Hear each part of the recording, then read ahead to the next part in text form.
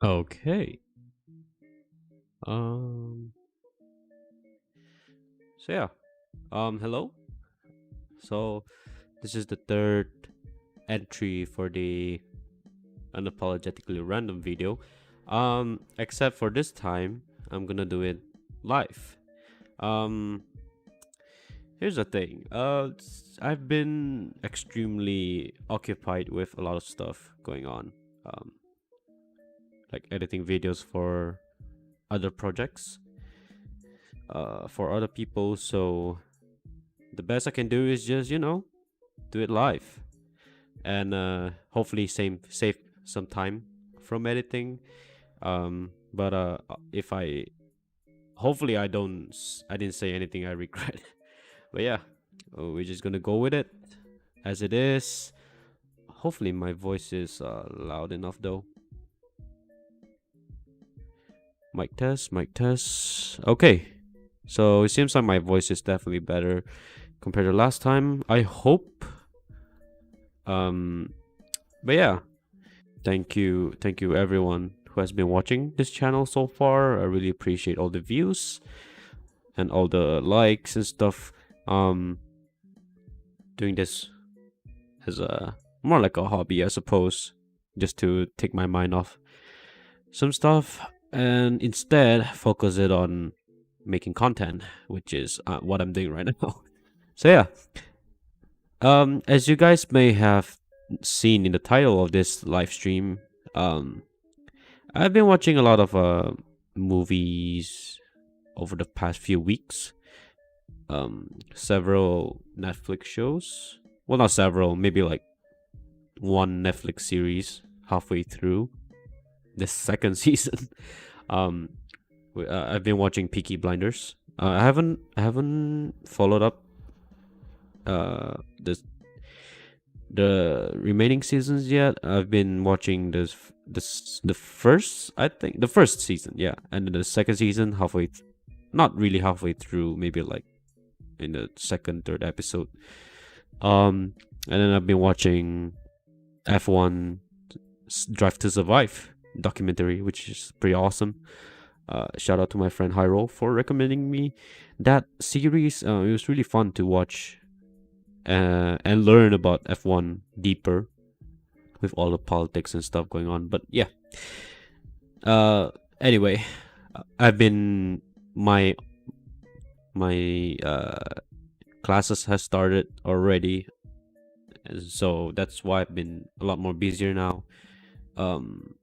And then because everything is online now, it may sound easier, but it's definitely harder to catch up with stuff because it's online, and sometimes you just can't really hear most of it that was being taught. So yeah, that's definitely a challenge for me, but hey, gotta do what we gotta do, eh? So anyway, um I'm gonna talk about The Devils, which is a movie from 1971. I'm gonna pull up the poster real quick. um Hopefully you guys can see it. There's some problem with, give me a second, guys. Not sure why it's not showing up on the screen right now,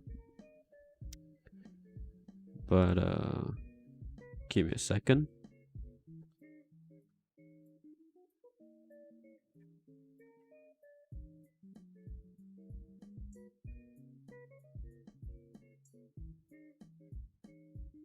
Okay, So this is the poster of the movie. Let me open that image real quick. There you go. So yeah, out of curiosity, after learning about the Loudun possession in France back in the, I believe, the 17th century, yeah, around 1632 up until 1634. So that's like what, 2 years? It's insane. I've never heard of any like possession stories lasting that long. Well, I don't really read about all the stuff, so that probably explains. But yeah, um, I found this video from the infographic show. I think that's what the channel is called. Um, and they made a video about this possession specifically, and I thought, why don't I, why don't I go down the rabbit hole of this whole thing? Because personally, I'm quite interested with paranormal stories, or like anything supernatural. I'm always interested in it. As a kid, I used to watch the, what they call it? What's the show called? It's Ghost Adventures, I believe. Um, where they are basically just paranormal investigators, and they just went to some haunted places around the US and beyond. Um, yeah, as a kid, yes, slightly terrified, but also more fascinated by the paranormal. At one point, I thought of becoming one of the investigators, but I'm not gonna take the risk. It's not something that I want to do. To be fair, now that I think about it, but yeah, this whole incident is quite interesting to me because as someone who grew up in a Roman Catholic family, the incident is actually quite interesting because I I find it one as one of those great examples of religion mixing with politics. I'm always interested with stuff like that, and this specific film definitely sparked my interest even more. So yeah, um, where do we begin with this film? Okay, so according to IMDb, this is the story is basically about the possession in Loudun, France. Like I mentioned, it is a true story. Happened in the 17th century in France, where a priest named Father Urbain Grandier seeks to protect the city of Loudun from the corrupt establishment of Cardinal Richelieu. I hope I pronounced that name correctly. So let me pull up. Actually, I'm not sure what this Cardinal Richelieu looks like. Oh, sorry about that. No, Cardinal. Okay, there's his name. Okay, all right. So this is the guy. I believe he was quite powerful. He has a powerful position in France, I believe, at that time. Uh, he was believed to be corrupt, and so when I'll just explain the story of the film. Um, should maybe no spoilers. Should I? How do I do this? Should I go with spoilers or no spoilers? Um, I mean, I've already pretty much explained the story the true story of the incident, so might as well go with spoilers. If you don't want to know any spoilers, please don't watch this video. But if you want to listen to the spoilers, I'll start now. Basically, Urban Grandier is this priest. He was believed to be very handsome at the time. A lot of people actually look at him as a really handsome man, and also he was actually he was, I guess he was kind of a playboy, because he was He was having affairs. Well, not affairs, more like doing naughty things with girls around Ludon at the time. And when people in power actually knew about this, they were quite pissed, and they were even more pissed because uh, Father Grandier actually wanted to protect the city from uh, being, I guess, taken down. Um, According to the movie, what I learned is that the king at the time wanted to take down uh, Ludon and just destroy the walls of Ludon, because it was mentioned in the film that it was one of those small city where it was defended very well. It was protected with the walls surrounding it. So they want to basically um, remove that and make sure that the territory was actually under full control of the king at the time, which I'm not sure what his name is. I'm sorry, I completely forgot his name. Uh, French king. I really should do more research on this topic, really. Okay, King Louis. I think it's King Louis. Yeah, looks about right. So yeah, I think it is King Louis the 13, and so he was also one of those very powerful people. Obviously, he was the king of France in the period, and seeing that Grandier wanted to protect the city, uh, these powerful men wanted to, find a way to, I guess, take him down and remove any power from him. And then there's this incident where the nuns in the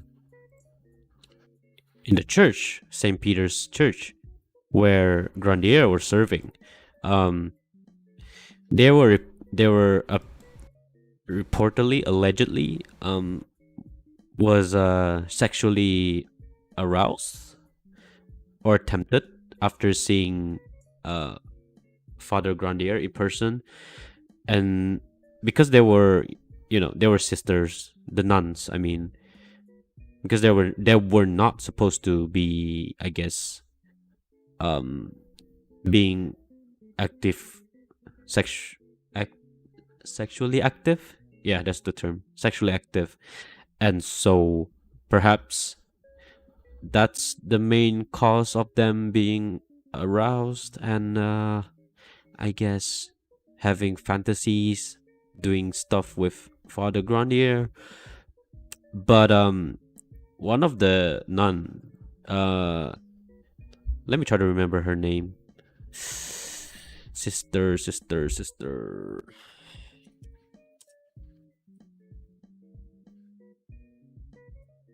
Hold on, give me a second. I'm trying to think of the name. I completely forgot. I'm so sorry. A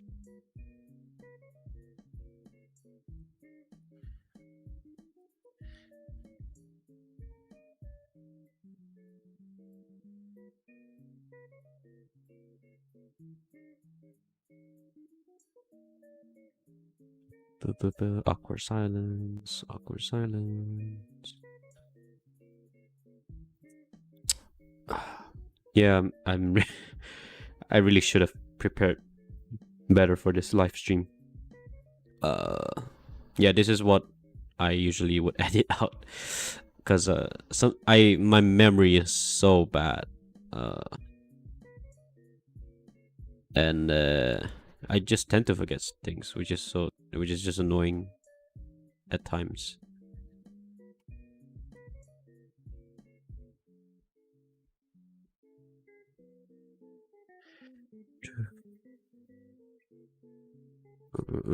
So okay, anyway, so the sisters, I mean the nuns, allegedly was reporting that they have dirty thoughts and was trying to do stuff with Father Grandier, and they are alleging that he was possessing them with the devil, and practicing basically witchcraft.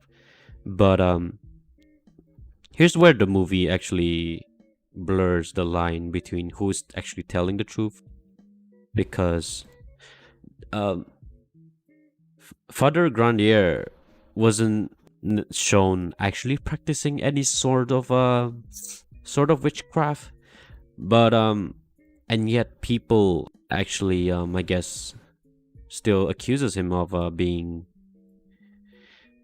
oh sorry about that, accuses him of being, I guess, uh one of the antichrist, by possessing those nuns in the church. And that's where things get interesting, because a lot of politics were involved in this incident, and it it really does confuses you as a bystander or as a viewer of the film. You kind of question whether he is actually doing that, or he was just wrongly accused. And actually turns out that the nuns are in a way lying about being possessed. They were just sexually repressed. I think that's the term. Basically they just being, how to say, I guess being confined in that same small as a space where they couldn't have as easy of a contact with other people outside of the church. And so, you know, once you were taken, once you were being away from something for a long time, you definitely feel the I guess when you see some like a, it's kind of, I think it's easier to explain if I say like, if you put a guy who is sexually active into a jail, and then and release him for after like 20 years, and as soon as he was out, if he sees like a pretty lady, he would definitely have dirty thoughts and stuff like that. I guess that's what I got from the film, of what the nuns are actually facing. Um, Although I do think that the film has a theme of, I guess, about the question whether it's demon possession or actual mental illness. Um, I haven't, how to say, I guess I haven't looked very far into the psychology of this whole thing. But I definitely can see why it's more of a mental illness rather than demon possession. Um, it's definitely easier to say that it is real demon possession. I mean possession at a time, because at the time France was very religious, and I guess historically the Roman Catholics have been fighting a war against Protestants who are resisting the, I guess, the practices of the Catholics. And so they really want to push the idea of ensuring that the true Roman Catholic is a true Christian, I suppose, and add that with the fact that the politics in France at the time was not as clean, very corrupt. People in power will do what they can to ensure that they get what they want and stuff like that. So that this all adds together and makes this incident so easy to push the blame on Father Grandier, and whether it if it was him that actually possessed these nuns, then yeah, I mean, what more can you say? But and oh yeah, the fact that they actually have a proof, I guess, quote unquote proof, that he was actually practicing the possession.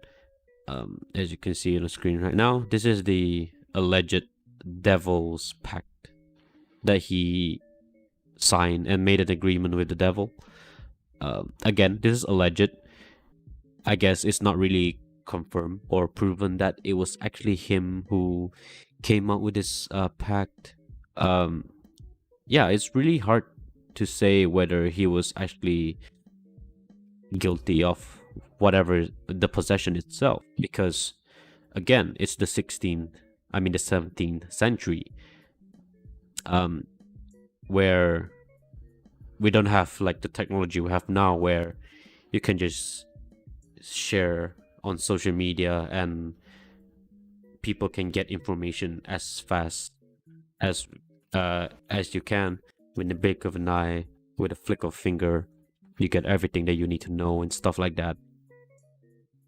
Uh, information can definitely be altered very easily, and you can pretty much easily convince people what the truth is as long as you're in power, because I mean, people will bow down to you if you're the king, if you're the cardinal. Yeah, basically, if you're in power, of course, people will lean towards you as being, as saying the truth. So, Father Grandier actually was stuck in this position where it's really hard for him to prove himself innocent. And in the real story, he didn't really admit that he was wrong. He didn't say that he was technically right either. So I guess it's kind of a confusing situation where he was being really vague when he was being brought to trial before he was actually supposedly hanged to death, but instead he was burned alive instead. Um, so after all that, I'll just go into some stuff about the film itself. Let me pull up the poster just for visual purposes. Yeah. Okay. So this film was starring Vanessa Redgrave and Oliver Reed. Now, I've never heard of any of these actresses because obviously I'm like 21 years old. I barely know anyone older than Samuel L. Jackson. So let's get that out of the way. This is a really old film, obviously, from the 70s, 1971 to be specific, and it was distributed by Warner Brothers. Yeah, that Warner Brothers, the ones that made the DC Universe movies. Did I get it right? I hope I did get it right, or else the comment will be all hate about me getting it wrong. But yeah, so Warner Brothers actually distributed this film, and it's interesting that this film wasn't that well known compared to many other like psychological horror films, like Psycho, the the and many pretty much any horror films like the the Exorcist, um, Ju-on, yeah, just to name a few. Um, Unfortunately, this film wasn't that well known. Well, I can tell you why.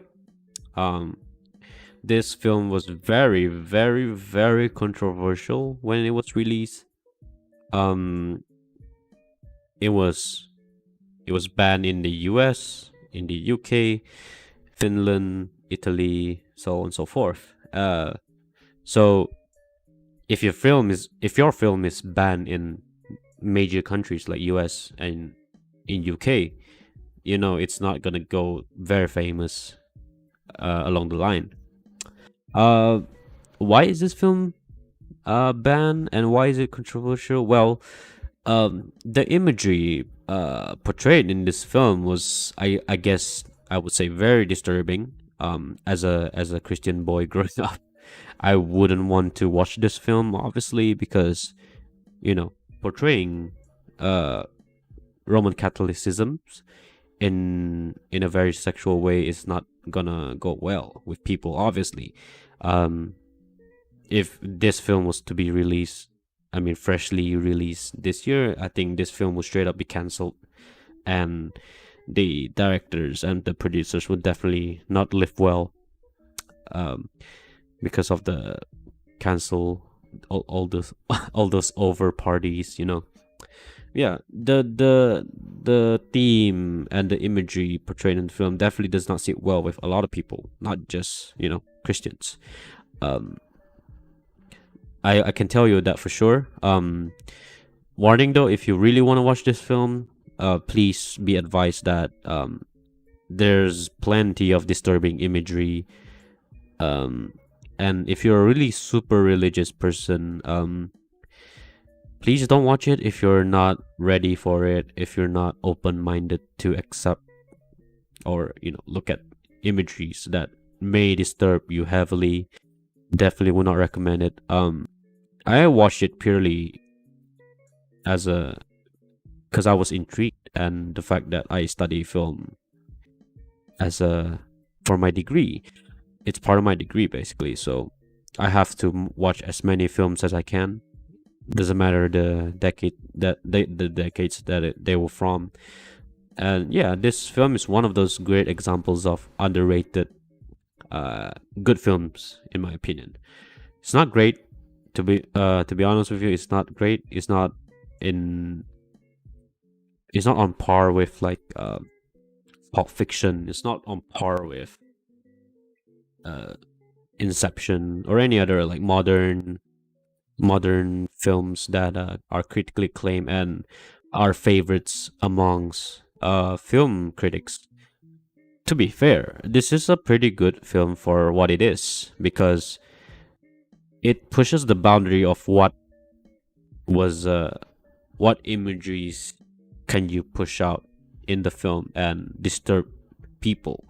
Because as a psychological horror, you have to be able to disturb people, not necessarily with ghost or like jump scares. Those are, in my opinion, kind of a cheap way to scare people. That's why I really like psychological horror films the most, because it plays with your head. You feel disturbed, and you just cannot get rid of the imagery for several days. It took me like 2 days to just kind of forget what happened. What I was looking at while watching this film. It definitely disturbed me a lot. But looking at it critically, I guess the film is very ahead of its time, I suppose. Um, I don't know much about like 70s film, because I'm a millennial that doesn't really watch old films, except for Citizen Kane. What are the movies I've watched? There's this movie that was kind of a Christmas. It was a Christmas film. Let me search.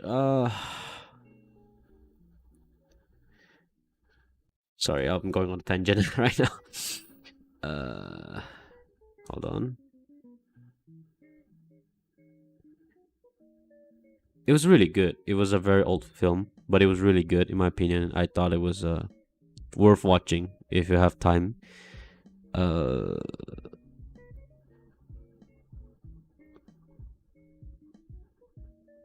Something about Good Life.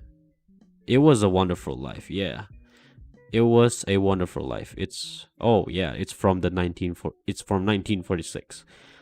That was a really good Christmas film, or a good film in general. Really, I really enjoyed that film a lot, and yeah, really enjoyed watching that one. But yeah, I didn't really watch a lot of old films in general. Um, Other than a few that I've watched for like in my film class, where we have to study the narratives and the yada yada yada, all that stuff.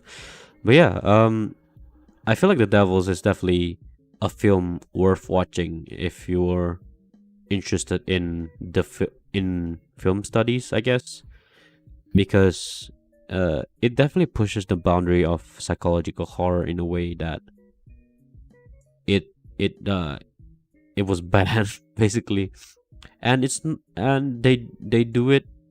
Uh, I would say beautifully.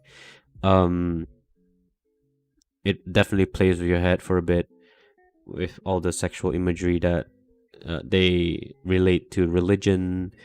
Um, the film does portray Oliver Reed's character, which is Father Urban Grande, as like a Christ-like figure towards the end, where they like kind of attempt to kill him and crucify him.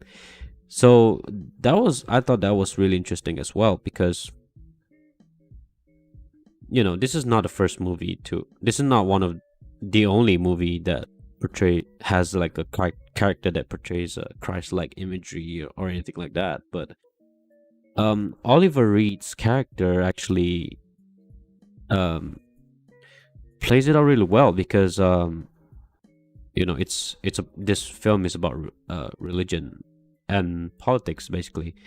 um I'd say also the narrative of this film, although it's uh based on the true story, and also I forgot to mention just now a book from the 1950s, which is The Devils of Lodon. um it does, I guess, tells the story pretty straightforward, and I did enjoy quite a few moments that I find very humorous, quite funny. I chuckled a bit in certain scenes.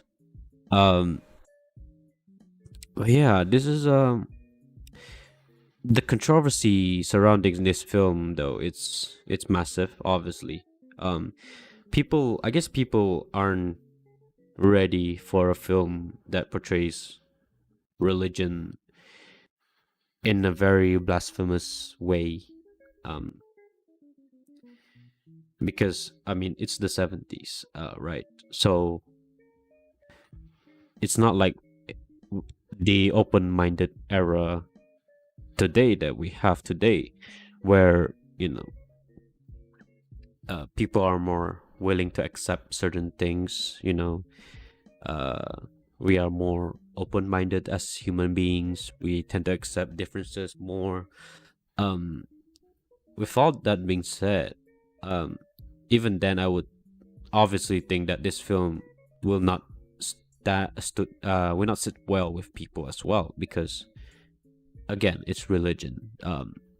Religion is definitely something that people still believe today, and trying to portray religion in a film is definitely not an easy task, especially if the religion is the one of the biggest ones in the world, with millions, I mean billions of people practicing Roman Catholic as a religion. Is definitely going to be hard to get people to be open-minded for with these kinds of films, because no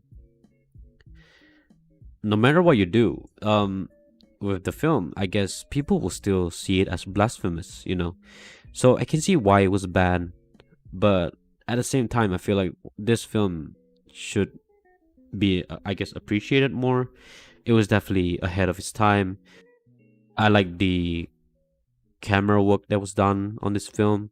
It definitely deserves a lot of credit for the transitions, the editing, the lighting, the sets. It was all really impressive. I thought it was really impressive. Um, I would assume they spent a lot of money on the set, and just to get I guess the mise en scene as I guess quote unquote accurate as possible. It's not easy, obviously, but I feel like they definitely set the tone right. Um, but I feel like the film is definitely focusing more on who the devils really are. Um, while in the true story, people will say, "Oh yeah, Father Grandier is the devil. He was the one practicing witchcraft. He was the one possessing these nuns." But if you look at it, in the context of the film, instead, uh, the true devils are actually the people in power, the corrupted politicians, the king, everyone who was involved in trying to bring Father Grandia down. They were the real devils of this narrative, which I find really interesting because while Father Grande wasn't a nice, or I guess a sinless person. I mean, you can see him like having like doing naughty stuff with people, someone's daughter and stuff like that. So in fact, oh yeah, forgot to mention in the film as well, he was actually married to someone who wanted to be a nun in one point of the movie. I find that interesting. I've never seen a priest getting married before, but there you go. Um, yeah. Even then, in the marriage scene, nobody was invited. Obviously, a priest was never allowed to marry in the first place. But his intention was basically to marry in the church, and he officiated it himself, and so yeah, I guess he was just lonely, I suppose, as a human being. You can see his charisma, his characteristics, being a attractive priest who just wants companionship, I suppose, but instead was being painted as agreeing with the devil, trying to possess the nuns into being sexually attracted to him and stuff like that. So really, the devils in this film, I think, is the politicians. There's not much to say than that. Um, Although I'm not so sure whether this film was actually trying to comment on the politics in the 70s. Let me Google that real quick.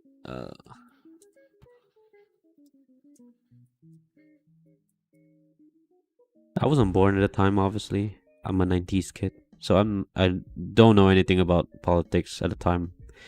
But I definitely know that the Vietnam War was going on. Yeah, Richard Nixon was the president of the U.S. Okay, so probably one of the major things that happened in the 70s is the Vietnam War. And let me look at this. The Vietnam War, Cold War is still going on, I believe. So there's like people are starting to be more free, I guess. The end during the This is what I learned from history class. During the Vietnam War, when the people of US started to realize that, this is not an ethical thing to do in the Vietnam, so people started to protest against the war, and basically a lot of political stuff went on in the 70s. I didn't even realize. Wow, this is interesting. Okay, so I assume that that was pretty much it for the bigger things that happen in those period of time. So not so sure how to relate that to this film. Um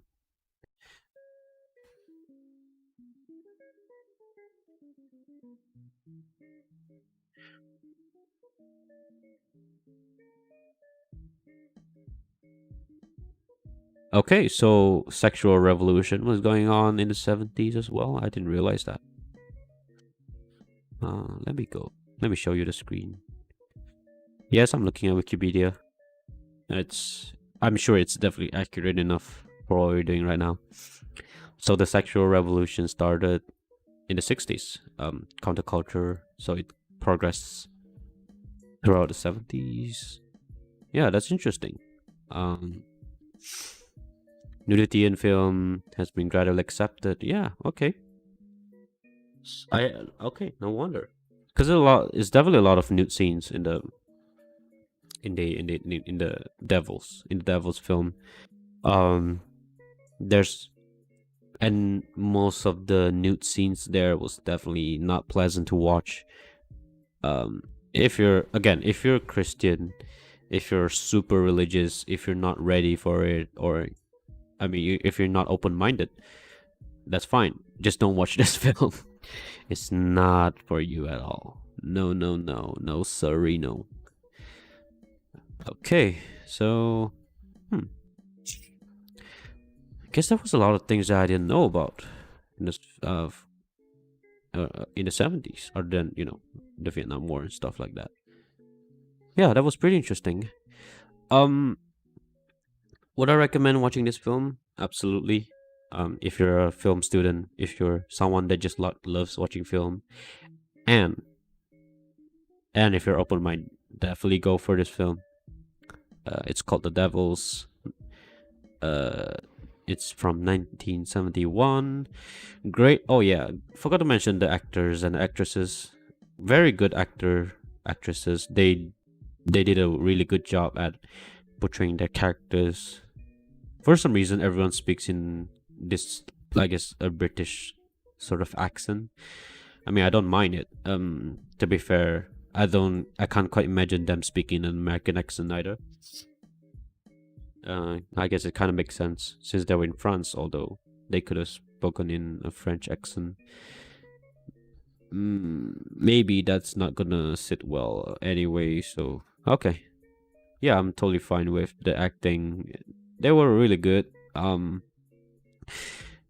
Props to Ken Russell for making this film, for pushing the genre further, and I do think that I do wish there were more films like this where they go a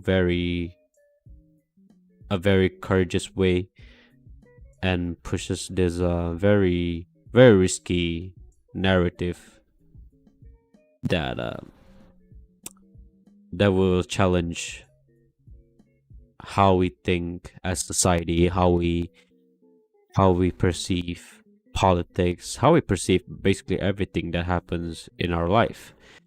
Uh, I feel like the closest film that I guess made me feel disturbed was definitely Midsommar. That was another film that I watched last year, the end of last year. Yeah, very disturbed by that film as well. Very good film. Ari Aster did a really great job at making that one. But I'm not gonna go further in that film. All I can say is definitely recommend watching that film as well. So yeah, I think that's it for this video. Um, I definitely miss a lot of things, obviously. Um, so if anyone has any, any discussions that you want to have, or if you have anything to add that I might have missed, you can feel free to add it in the comments. I will definitely look into it. Really interested to know more about history, I guess.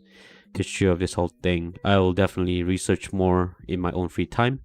But until then, thank you for watching this. I know this is gonna be a long video because it's not gonna be edited, and I'll try to do a proper video next time because I'm really busy at the moment.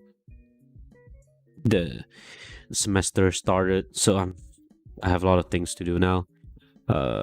Hopefully I can go back to doing more, I guess, podcast format videos. And yeah, thank you guys for watching. Please do leave a like on this video if you really like it. If you don't like it, you can dislike it.